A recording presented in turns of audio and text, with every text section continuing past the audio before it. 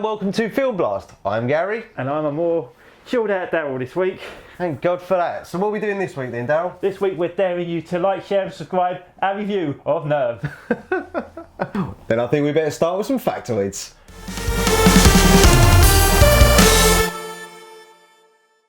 I dare you to do your factoids in 1 minute. Starting...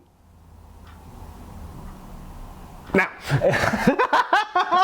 But it's directed by Old Shoesman and Heavy Juice. They directed Paranormal 2, 3 and 4. They also directed Catfish. It stars Emma Roberts and Dave Franco. Her aunt Judy Roberts, his brother James Franco. It's based on a team thriller book by Janine Janine Ryan. Oh, right. Called Nerve, but the same thing. Right, 20 seconds gone. Emily Mead also played girlfriend in Money Monster, which we reviewed some time ago. One of the other leads is a rapper called Machine Gun Kelly. It features no actors on the wire, no British actors then. Boom, done. Wow, well, Daryl, you did that with 30 seconds to spare. Oh, fucking hell. Not bad at all. Should we go back and go, I dare you to do it in 30 seconds? Yeah, exactly. Dare complete. Although next week it might be 30 seconds, Yeah, 20 seconds.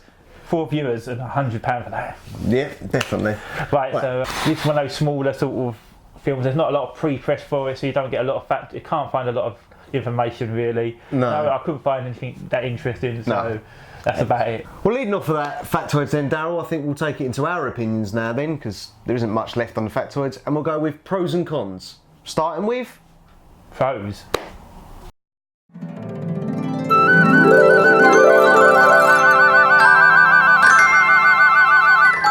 Looked pretty. It looked very nice. It's all very filmed in HD, all oversaturated. I really like that style. It's pretty in the same way as the Apple TV flyover screensavers are. Yeah. If you've watched that flyover screensaver when it's going through New York, it's like that, really sort of, you know what I mean? Well, they actually use that a lot, don't they? There's a lot of shots of the skyline of New York with their tags. Yeah, their tags. Tags of the players coming up.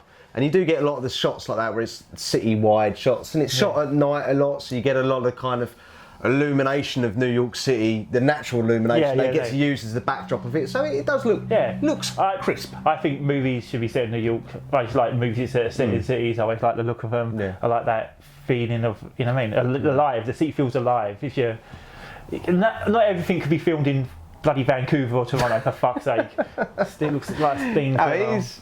No, yeah, you got to, as you said, New York looks both alive, but also at the same time can have that gritty feel to it, and it's a good location. You can have a bit of everything there. It seems real in New York. Yeah, it seems real. Yeah. It had a nice premise.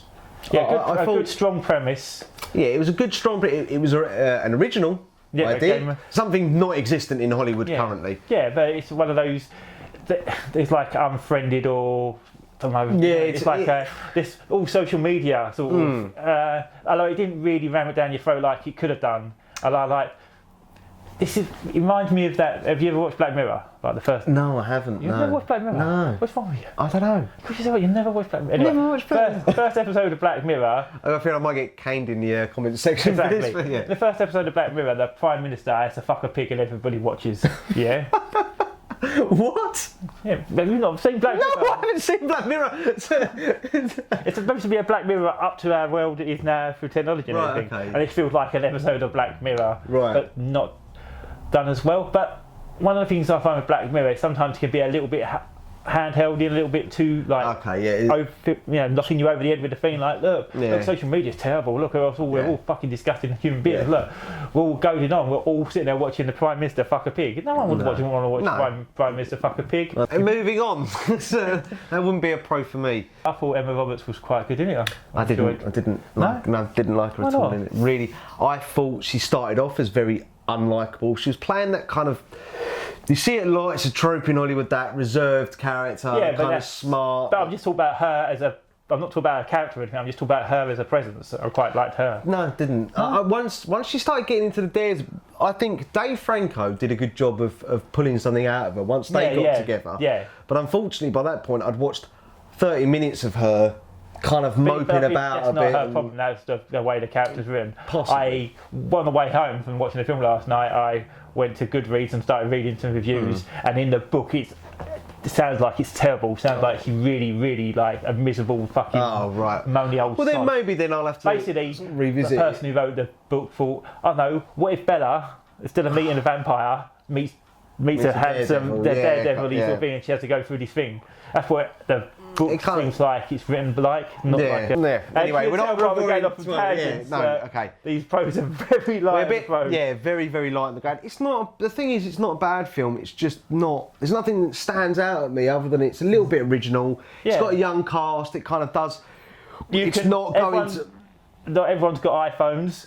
No, not everybody. But everyone's phone seems to be fucking twice the size of a hand. Everyone's phone they're all walking around holding iPad minis so you can see the text. Exactly. Massive text. Well, any more pros in? So the soundtrack was. I liked the soundtrack. Yeah, no, I thought it was hip. It was very hip and very modern. Like, sort of. It wasn't underground like electronica sort of sound. Exactly, and it weren't falling into the trap of kind of trying to use old music or a style of music that is popular at the moment. It kind of went. You could see that the filmmakers had the music in their mind when they were making the film, and that comes across. Yeah, it really does come across. There wasn't any. That was a pro. No one used sympathy for the devil with a bunch of 16-year-olds running around. Or 18-year-olds. Daryl, calm down. 18-year-olds running about in New York. It's some sort of squad. Yeah, exactly. Well, they were a squad, weren't they? They were like the player squad and the watching squad. Yo. Oh, and the third. There's players, watchers, and prisoners. Yo, we're prisoners, man. We're prisoners to the system. System, man. Actually, a prisoner because apparently you can just get your mate who's like been on a laptop a couple of times to take the whole thing. Anyway, we're not going in the cons. We've got to avoid this. But I think anything else that you can think of really that jumped out at you. We've established that it was nice, original. It was good soundtrack. It looked nice, visually nice, and the two leads were quite engaging. They were. The supporting characters weren't super annoying when they could have been. Emily Mead, she was alright. The film suffered with having too many characters, a very short run time, and no time to flesh anybody out. And I think she definitely suffered a bit from that in the film. But we're going to keep away. I think. Again, what we've noticed here is I was saying the pro, and you just come and you just come with a con. You're ruining my pro. I know, every time. So I go to the pro, and you go, but I know. Save that for the cons. I know, I can't help it. All of the pros are kind of leading me into things I also didn't like about the film. But we'll save that for the cons, yeah? We'll save it for the cons. And talking about saving for the cons, it's time for the cons!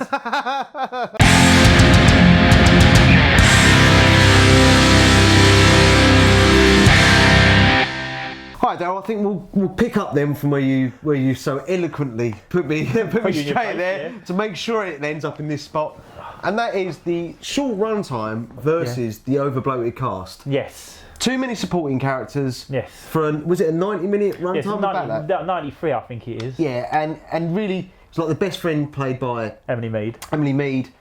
I kind of found it hard to. She's obviously a bit of a mixed up girl, she's got her insecurities, she's a bit promiscuous, she needs the attention. Yeah. You scratch the surface of it and you never really delve any further into it than that.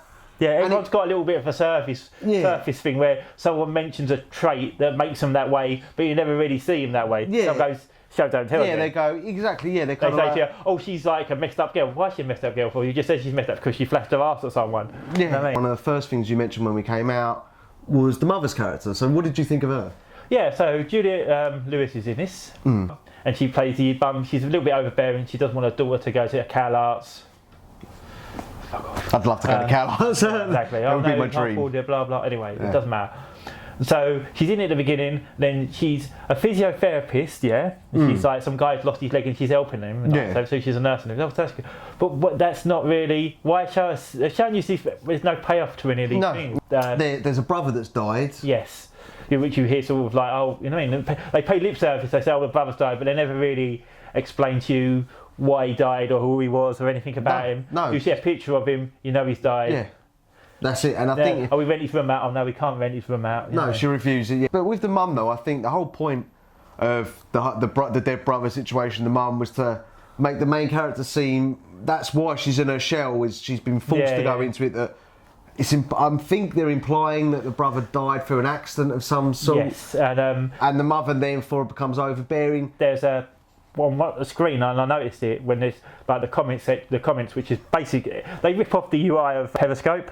Oh right, okay. The way the hearts come out and the bubbles come up with the writing in it. Yeah. And one of the writings when she's getting stripping off in the cupboard or something. Yeah. In the cupboard. Oh, she's getting in the change room. You see one of the big statements says, "I prefer their tranny brother." Now I don't know if there was a bigger tranny, in a bigger storyline with a brother and a mum. They cut it out to make it 93 minutes, so that was originally in there. Oh. If it's in the book. And why would people on this social thing be saying, "I prefer the tranny brother"? We know there was another nerve, so are we saying that he was in the other nerve? No, I don't think so. I don't know. I don't know, but then the mum definitely doesn't know about it because. Anyway, it'd be better if the brother had died playing Nerve and Dave Franco was the one who was in it. That would have been a better. Hang on, but then this thing when we're talking about, going, you know what would have worked better if Dave Franco was somehow Ian or Sam or Sam. Exactly, wherever his name is by the end of it. Yeah. Salmon. If he was involved with the death of his brother was playing Nerve like a year before and he died playing Nerve and he was in it and he didn't tell her. Yeah. That had been. Already, and then she finds out about a better, much better storyline. Much better storyline. They should have just thought of that. There was an alluded to part in the film where they allude to there being this corporation, if you like, that's controlled. Not necessarily a corporation, but there are people that are pulling the strings, so to speak. Yeah. And that Dave Franco. James Franco, actually, a factoid you missed, does feature in the film. Yes, does feature. Features on a newspaper article. But yeah, so they allude to this being these people that are pulling the strings, that he wants to take it down. Yeah. And you could have just added that, she finds out that her brother was in Nerve. Yeah. And she also plays Nerve to try and take them down. Yeah. And then she finds out, she ends up teaming with Dave Franco. Yeah. He knows exactly who she is. Yeah. Just have it that he knows the whole time who she is.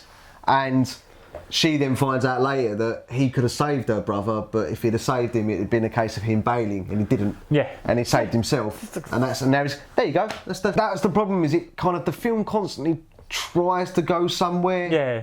And almost bottles it, which is weird. Exactly. It feels a film about dares bottles it a lot. Yeah, exactly. Yeah, it doesn't dare to. That's enough. That is the big. That's it. We've cracked it. That's it. That's what pissed me off about a film about dares. It doesn't dare to be anything different. It dares to be exactly the same as everything else. And it's a really generic story. Yeah, which is a shame. Yeah. It is like Limitless, films that recently where they've had good premises, good original, something different for us to go watch, and they just they get the premise and then they go, right, now how can we get everything that people like to see and build the film around that? It's like, no, I've not come to see what I've seen already. This film had a really good second act. The first act was bobbins, it was rubbish, them in Staten Island, all that stuff, trying to establish her as a character. It didn't work, you didn't need any of it. No, none of it. Why is she a high school girl? That's another thing, they're all high school, but they're all obviously 20-somethings. Yeah, exactly. Why not make her just a college... I think it's because they're trying to stick to some of the book. Yeah. But fuck the book off. You get more people just watching it from the thing. Fuck the people the book didn't sell that many tickets, you know what I mean? No, I've not spoken to anybody that said to me, I read the book, I'm going to go watch the film. You don't know any 15-year-old girls though. This is true. So, if it was 15 and you wonder why, it feels like it's aimed at 12-year-olds. Yeah. We actually did something we don't normally do on Film Blast, and we took a couple of people with us to go watch this film, and that's one of the first things that everybody said when they came out was, why was that a 15? Emily Mead's arse. Is that really enough? Yes, it is. Is that really enough to make it a 15? Now, I thought it might be suggestion, the power of suggestion kind of thing, getting the idea into young people's minds to do that. I thought that might be why it's a 15, but it's... Yes. And what makes that frustrating then is if your film's going to be a 15... Yes. Because of the power of suggestion, which I believe that's probably why, and if that is the case, you've got 15, be edgier. Do you know what I mean? You can but maybe in America it was a PG-13, maybe.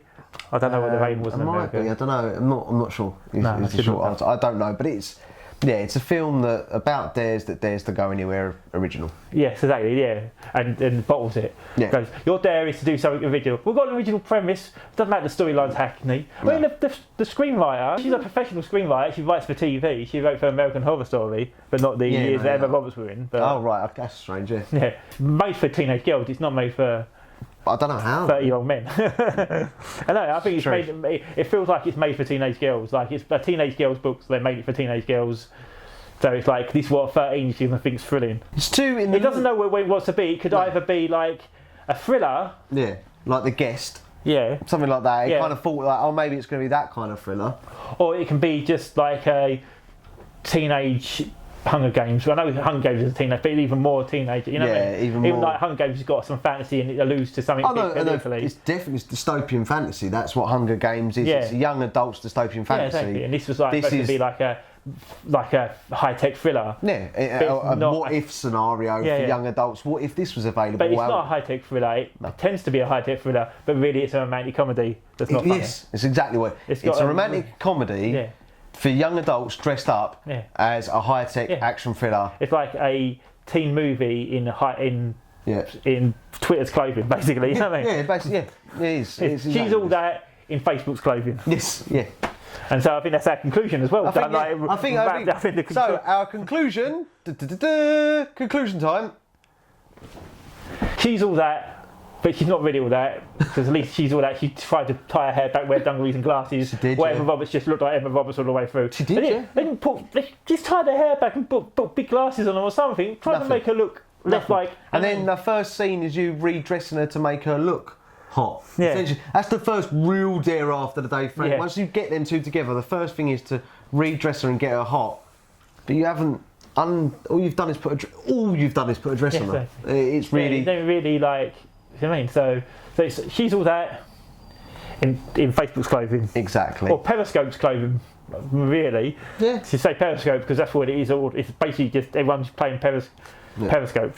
Exactly. And I think on that note, we'll go back to our sort of old review system of whether you should watch it or not as the final conclusion. We did go to a £4 cinema, wasn't worth it. No. It's if it's on a Sunday. Yeah, you can watch it. It's watchable. Yeah, it's watchable. I'm not. It's good. It's nice to look at. So it's like an interesting visually to watch. Yeah.